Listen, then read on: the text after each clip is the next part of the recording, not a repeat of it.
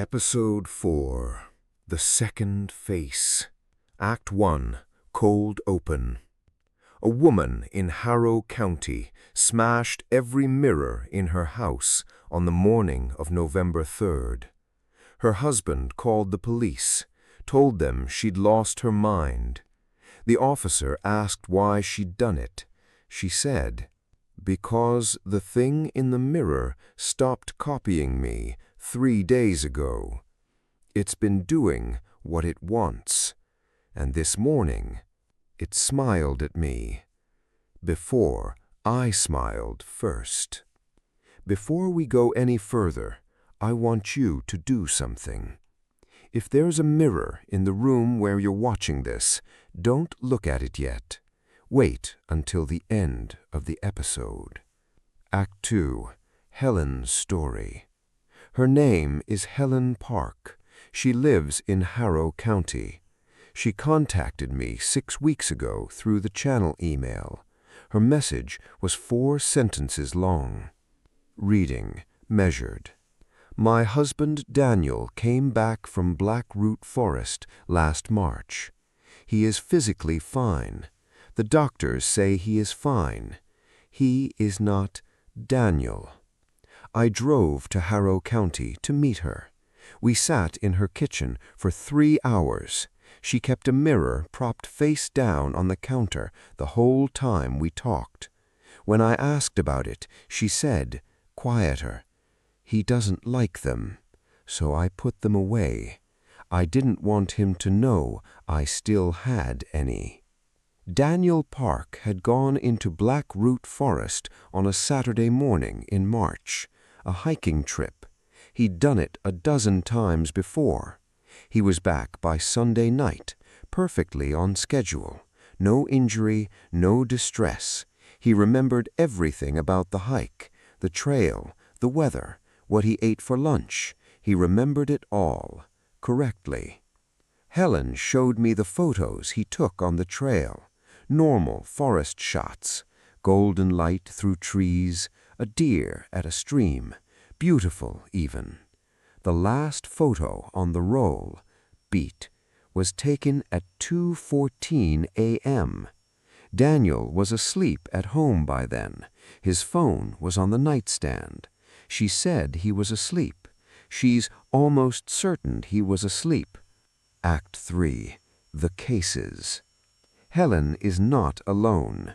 In the 8 weeks since I started this research, I've spoken to 11 families in Harrow County, 11 people who came back from Blackroot Forest. Each one remembered everything. Each one passed every medical evaluation. Each one was, by every clinical measure, completely fine. And in every single case, someone who loved them said the same thing Helen said. Measured, each word deliberate. That is not my person. The differences are never dramatic, never obvious enough to convince a doctor, never obvious enough to hold up in any official capacity. They are small things, the way they laugh, a half-beat off from how they used to, the way they hold a coffee cup, different hand, different grip, the way they pause before saying, "I love you," like they're translating from a language they learned recently, like they know the correct answer but have to look it up first, like they know the correct answer but have to look it up first. Low dissonance building. One woman told me her husband stopped using her dog's name, started calling him the dog. When she pointed it out, he apologized immediately, corrected himself, never did it again. But she said, the way he apologized, it was perfect, exactly the right words, exactly the right tone. Pause.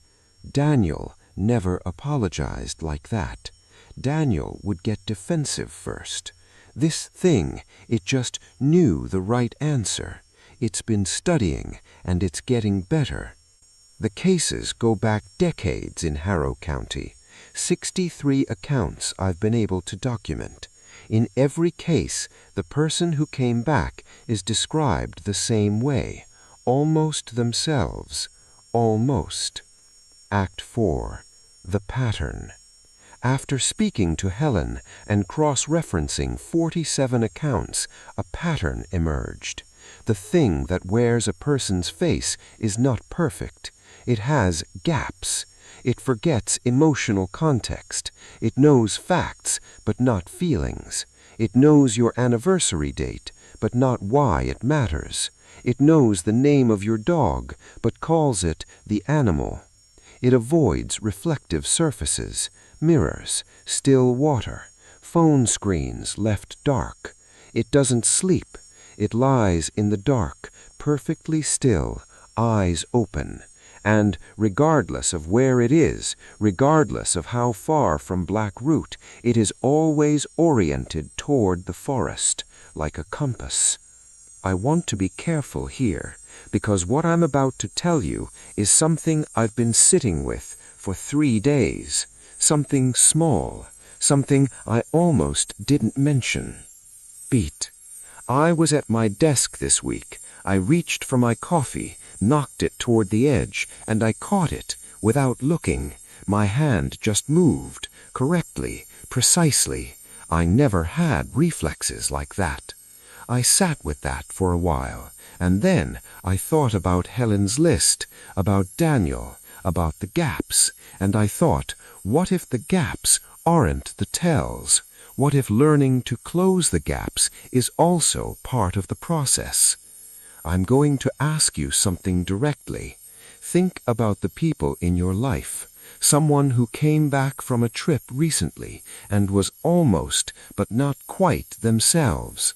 Someone who pauses a half-beat too long before answering emotional questions. Someone who never looks at a mirror when you think you're watching. Does anyone come to mind? Long pause. Let the viewer actually think. Quieter. I looked at the window across the room, the one facing the park. At night, with the lights on, a window is a mirror. I looked at my reflection. My reflection looked back, and then it looked away first. Act 5. Ending. Voice steadier than it should be. I'm fine. I've been home the entire time. I haven't been anywhere near Vermont. Everything is fine. Daniel Park was evaluated by a psychiatrist last month. Nothing wrong. Helen filed for separation 2 weeks later. She told me one last thing. Silence. Let the setup breathe. She said, the thing about the gap, the emotional gap, is that it's getting smaller. It's learning. Every day it watches, studies, practices, and I think in another year, maybe less, it'll be better at being Daniel than Daniel was. The finale is next week, and I need to be honest with you. This episode was supposed to go up last Tuesday. It didn't because I couldn't finish the recording. Every time I sat down, I couldn't remember why I started this series. I remember the facts, I remember researching, I remember the cases, but the feeling of why I started, the thing that drove me to care, I can't find it. It's like reaching for something on a shelf, and your hand passes through it. One twig snap, the silence of a forest at 3 a.m. I'm fine. I'll see you next week. Pause. Check your mirror now.